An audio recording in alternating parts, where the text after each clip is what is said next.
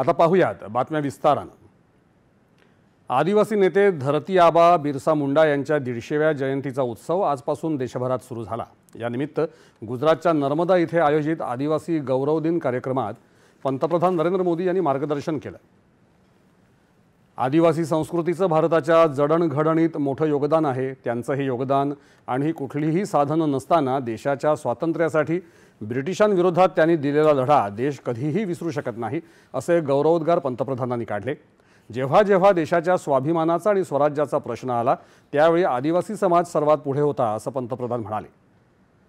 मात्र स्वातंत्र्य मिळाल्याचं श्रेय काही कुटुंबांना देण्याच्या मोहात आदिवासींचं हे योगदान लपवलं गेलं, अशी खंत त्यांनी व्यक्त केली।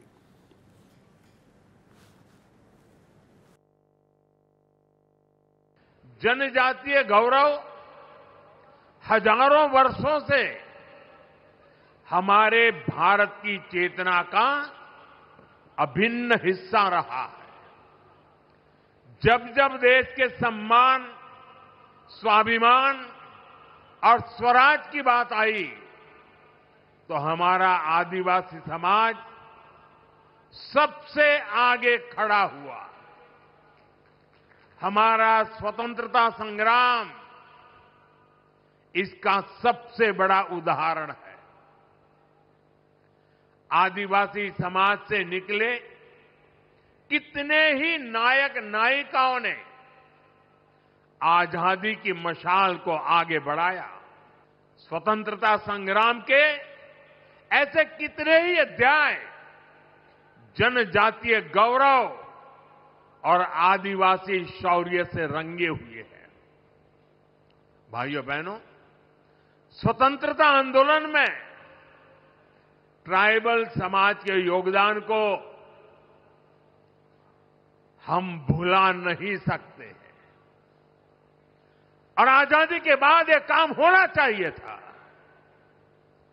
लेकिन कुछ ही परिवारों को आजादी का श्रेय देने के मोह में मेरे लक्षावधि आदिवासी भाई बहनों की त्याग, तपस्या, बलिदान को नकार दिया गया।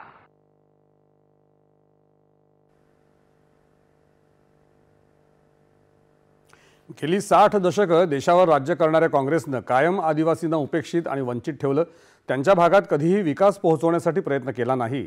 आज त्यांच्या गौरव दिनी या वर्षानुवर्ष झालेल्या अन्यायाचंही स्मरण आपण केलं पाहिजे, असं पंतप्रधान म्हणाले। माजी पंतप्रधान अटल बिहारी वाजपेयी यांच्या काळात आदिवासींसाठी पहिल्यांदाच स्वतंत्र मंत्रालय बनवण्यात आलं। केवळ भाजपा सरकारच्या काळातच आदिवासींच्या विकासाकडे विशेष लक्ष दिलं गेलं। 2014 पर्यंत भगवान बिरसा मुंडा यांचं कुणी स्मरणही करत नसे, आम्ही त्यांचा गौरव केला। 2021 पासून बिरसा मुंडा यांची जयंती आदिवासी गौरव दिन म्हणून साजरी करायला सुरुवात केली, कारण आदिवासी गौरव हजारो वर्षांपासून भारताच्या चैतन्याचा अविभाज्य भाग आहे, असं पंतप्रधान म्हणाले। देश में कोई भगवान बिरसा मुंडा को याद करने वाला नहीं था। सिर्फ उनके अगल बगल के गांव तक पूछा जाता था। हमने उस परिस्थिति को बदला क्यों? हमारी अगली पीढ़ी को भी पता होना चाहिए कि मेरे आदिवासी भाई बहनों ने हमें कितना बड़ा तोहफा दिया है, आजादी दिलवाई है।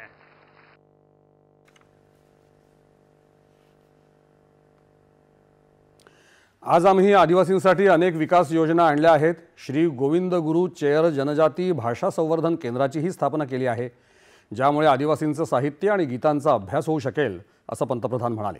आज देशाच्या राष्ट्रपती आदिवासी महिला आहेत। भाजपा आणि राष्ट्रीय लोकशाही आघाडीनं नेहमीच आदिवासी समाजाच्या नेत्यांना मोठ्या पदांवर स्थान दिलं आहे। सरकारनं आदिवासी क्षेत्रात आरोग्य सुविधा पोहोचवून सिकल सेल आजारावर नियंत्रणासाठी विशेष अभियान सुरू केलं आहे। आदिवासी युवकांमधल्या क्रीडा कौशल्यांना संधी दिली जात आहे, असंही पंतप्रधान म्हणाले। आज आदिवासींच्या विकासासाठीच्या अनेक प्रकल्पांचं लोकार्पण आणि पायाभरणी झाली आहे, त्यामुळे आदिवासींच्या अविकसित भागात विकास पोहोचू शकेल, असंही त्यांनी सांगितलं।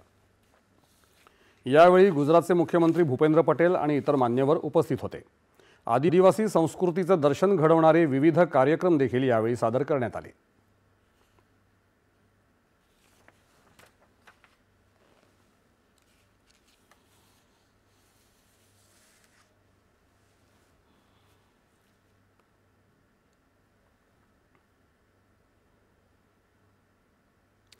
त्याआधी पंतप्रधानांनी नर्मदा इथे रोड